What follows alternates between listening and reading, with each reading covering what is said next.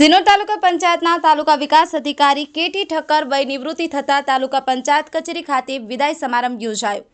સિનોર તાલુકા પંચાયત કચેરીમાં તાલુકા વિકાસ અધિકારી તરીકે કેટી ઠક્કર ફરજ બજાવતા હતા, જેઓની ફરજ દરમિયાન સિનોર તાલુકાના ગ્રામ્ય વિસ્તારમાંથી કચેરીના કામકાજ અર્થે આવતા અરજદારોની ફરીવાર ધક્કો ન થાય તે માટે તાત્કાલિક પરિણામલક્ષી કામગીરી કરતા હતા। ત્યારે તાલુકા વિકાસ અધિકારી કેટી ઠક્કર વય નિવૃત્તિ થતા આજે તાલુકા પંચાયત કચેરી ખાતે વિદાય સમારંભ યોજવામાં આવ્યો હતો।